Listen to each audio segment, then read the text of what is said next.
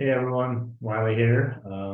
Just wanted to in this meeting, I just wanted to kind of go over insulin, talk a little bit more about insulin and how that affects weight and hormones and all that. So hopefully it's helpful. I hope you get something out of these weekly meetings. So um, when we talk about insulin, right? I mean, most people have probably heard of insulin resistance. I think a large percentage of our population has insulin resistance because of our lifestyles, diet, lack of exercise, stress, all that. And so insulin is a very important hormone or peptide that we should be aware of and how we can better stabilize our insulin levels to be optimally healthy. So when we talk about our current situation in terms of life and uh, modern conveniences that we have and stress and all that, we have really created this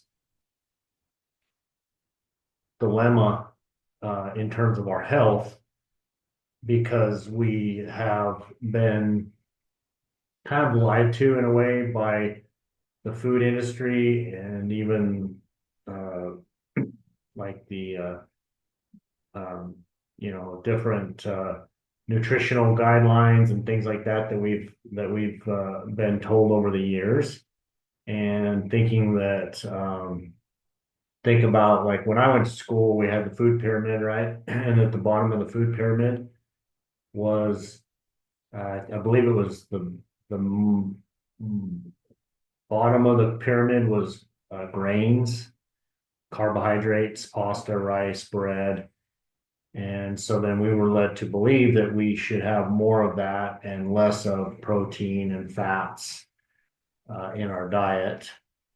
And unfortunately, that was wrong. And Dr. Willie's kind of talked about that uh, quite frequently in terms of that, those messages um, were what's the word, paid for basically by the food industry. And so what we've learned now is that, or what we've like, I know what Dr. Willie's been preaching this for years, in terms of what is an actual healthy diet. And it's not high in carbohydrates. It's actually more fats and more protein are important. You do need carbohydrates, as we mentioned in previous videos. Go back and check out some of those videos when we talk about the keto diet and how to be more metabolically agile so that our bodies can run off of fats and carbs. Most of us are running on carbs because carbs are in every low fat food and all the processed food, all the fast food, everything like that, very high in carbs and sodium and bad fat, unhealthy fats. So today I want to just kind of talk about insulin and how to optimize your insulin levels so that are you have more energy, you're able to lose weight, and you're able to balance your hormones better.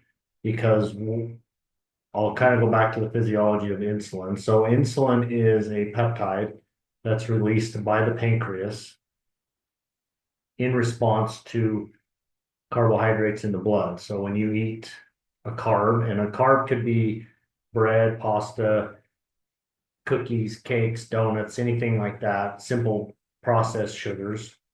But it's also, there's carbohydrates in fruit as well.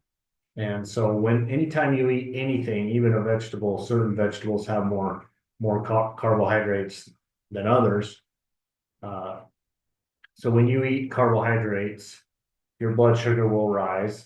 And as a response, in fact, when as soon as you put something in your mouth that has carbohydrates, or even just looking at something with carbohydrates, your body starts to respond to that food even before you put it in your mouth. So digestion really starts even before is put in your mouth. Um, so what happens? You put a carbohydrate in your mouth, your brain says, "Hey, we got carbs coming. Let's start preparing for that." And as soon as that food, hits your mouth and starts breaking down, your insulin levels start to respond as blood sugars go up.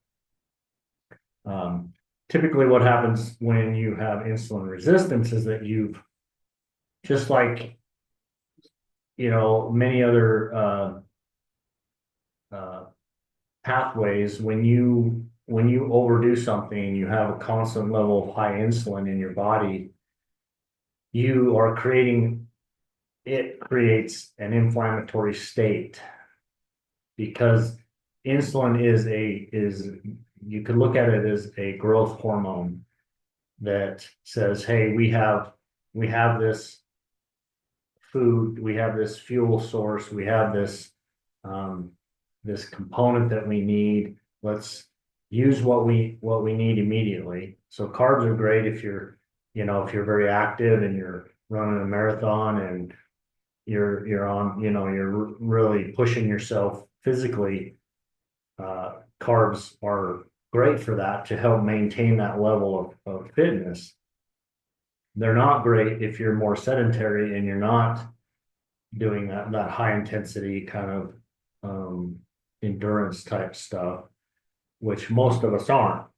And so I don't want to generalize it to everybody, but for the majority of people, we don't need that many carbohydrates in our diet compared to what we actually get. So the physiology is that when your blood sugar goes up, your pancreas releases insulin. Insulin is important to help drive carbohydrates into the cell. So if you have the cell, right, and you have all this, and you have sugar in the blood, well, that sugar has to get into the cell for the cell to be able to use it. So insulin will attach to the cell to open the door, basically open a channel for the glucose to get into the cell, for the cell to be able to use that glucose. So we need insulin, but as I've mentioned, we don't need that much. We don't need that much carbohydrates in our diet compared to what we actually get. So what happens is, when you have the cells are constantly being oversaturated with insulin, comes a point where the cell is overstimulated to the point where it starts to downregulate its response to insulin, because it's being basically overstimulated. And so that's where you see insulin resistance occur, is that you have this constant saturation of insulin. Now there's fewer receptors on that cell, and so then the blood sugar can't get in, because the cell's basically it's maxed out.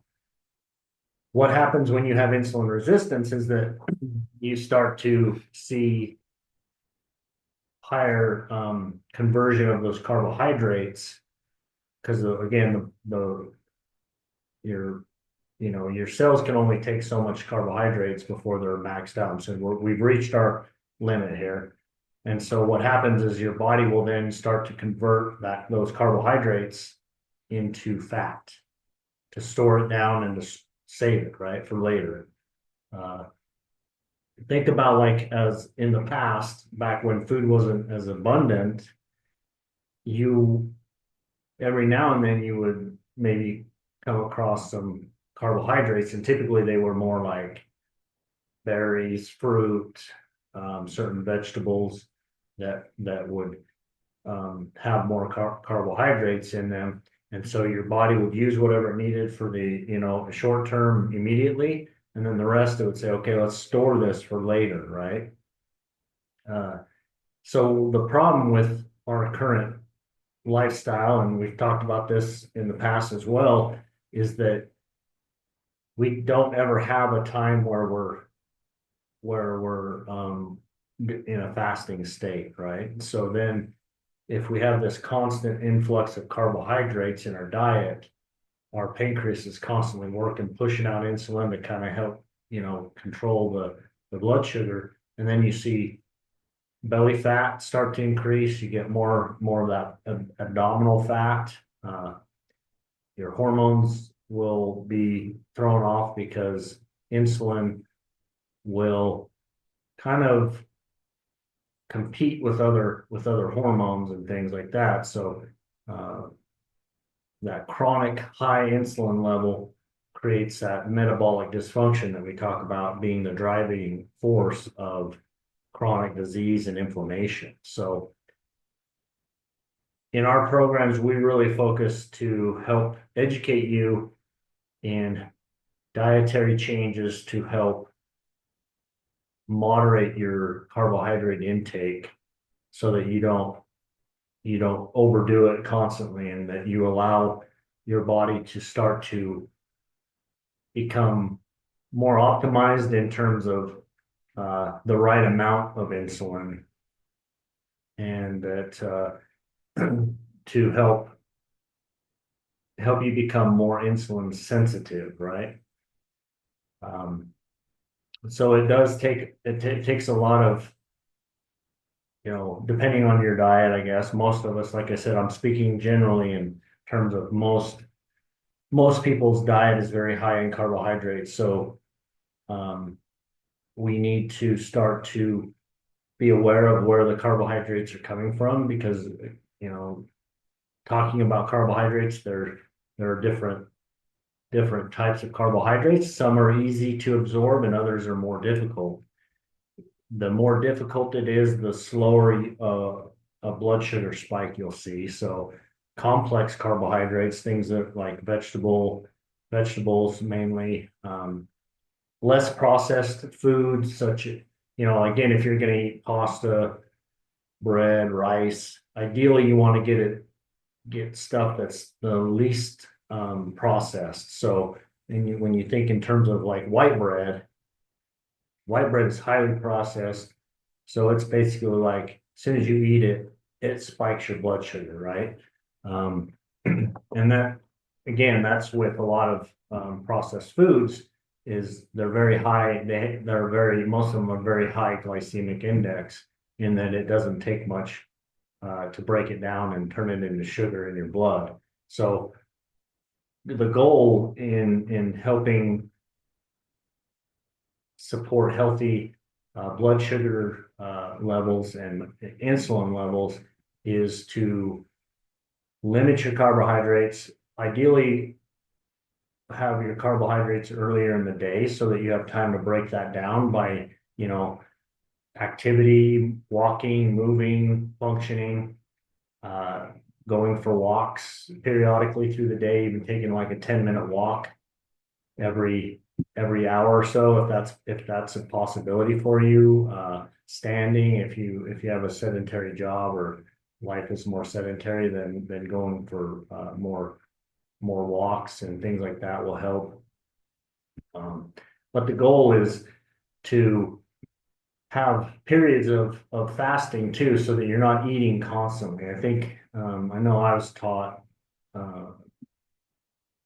in school that you should eat multiple small meals throughout the day instead of three big meals, right? And you shouldn't, any meal you have ideally should not be a huge meal. Like you should not, after you eat a meal, you should not be stuffed to the point of, you just are overly full, because that is not ideal either. So having moderate portions, having more protein and more fats will help to limit those insulin spikes. And so if you are somebody that's been, more of a typical diet of high carbohydrates multiple times through the day, snacking on, high carb type foods, highly processed stuff, then it's, you don't want to just go cold turkey to a keto kind of diet, or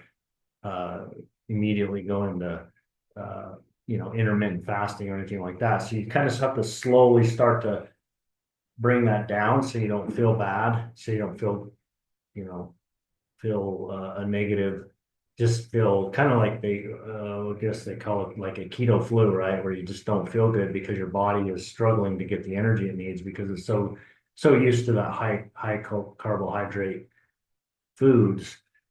So ideally, if you can just slowly start to bring down your carbohydrate intake and incorporate more healthy fats and protein and be more active, then you're going to start to reverse that insulin resistance. So certain medications can also help, like metformin. We use metformin synergy quite a bit. Um, we recommend that a lot in terms of using it night about 3 months out of the year, and that will help healthy cellular turnover, metabolic health in terms of helping to um, reduce insulin resistance and help your cells to be able to turn over in a healthy way, like get rid of the unhealthy cells, basically. So um, if you've going through our program, ideally we that's our goal, is to help you become more insulin sensitive and help you keep from having these frequent spikes in blood sugar and insulin. So with that being said, insulin is a growth hormone in a way. It says that, hey, we have more than what we need, so let's store what we don't need for later in case we have a shortage, right? Which is a survival mechanism. Um, Fortunately, I guess, if you want to say fortunately, most of us live in a day and age where food is readily available. So we very rarely have times of starvation or limited food availability. So we have to now adapt to our new culture, I guess, and be more aware of how food affects us. So, and I know hopefully, you've heard some other messages and talks like this that relate to um, just the constant um, our normal is that we're typically inactive, we're not exercising and things like that. So what we want to do is increase our insulin sensitivity by eating more complex carbohydrates such as fruit and vegetables. And again, if you have more of a high glycemic food, like fruit is a higher glycemic food, some more than others, but for example, if watermelon has a higher glycemic index than berries. Berries take longer to digest. They don't raise your blood sugar quite as fast, but they do raise your blood sugar. So, and then as a result, insulin will go up as well. So, start to kind of be more mindful of those kind of foods that you're eating, and start to incorporate weight training, resistance training. That will help with blood sugar regulation as well, because you build and muscle is a metabolically active organ. Our muscles burn sugar to function. So if you're exercising, if you're doing some weight training, and again, it doesn't have to be super intense, hour 2 hour long exercise program, but just doing some resistance training, 20-30 minutes 2-3 times a week, and then walking regularly can help regulate your insulin levels. So if you have a job that you're more sedentary, try to get up every hour, 2 hours go for a little walk, burn some energy, right? This will help you regulate your insulin and lower your blood sugars and will help you with your weight. Okay. As I mentioned, we don't need to eat 6 meals a day. Again, there's always if you're on insulin, if you're diabetic, that sort of stuff, then you have to kind of go follow your doctor's guidance. Hopefully they're not just throwing medication at you, but really trying to optimize your health. But as you go through our program, we will help you to start to lower your insulin as your blood sugars are coming down and you're becoming more metabolically healthy. And so, like I said, exercise is important, eating more smaller meals, moderate portions, so that you're not getting a huge amount of carbohydrates in your food and overdoing it. And then again, prioritize sleep and stress management, because if you are not sleeping well, then you're chronically stressed. If you're eating junk food, processed food, then your body is really fighting to get what it needs, but it's just not getting it. And so healthy sleep, stress management techniques that we've talked about in our programs, very important. And then consider intermittent fasting as you begin to lower your glycemic index, right? As you begin to make these changes, then once you kind of cut back on carbohydrates in your diet, you can then start to incorporate intermittent fasting or time restricted eating. And this may not be beneficial for everybody. And again, we've got a video on that on talking about intermittent fasting and who it's right for and who it may not benefit. So it's a case by case, but it's very important that you are more aware of your insulin levels. One thing you could do as well is go and get a CGM, a constant glucose monitor, to kind of be able to monitor your blood sugar levels and see how food affects your blood sugars. There's some over-the-counter options for you in terms of CGMs that you can purchase on your own. Let's see. One of them is called Lingo. Lingo is a CGM that you can purchase on your own. You don't need a prescription.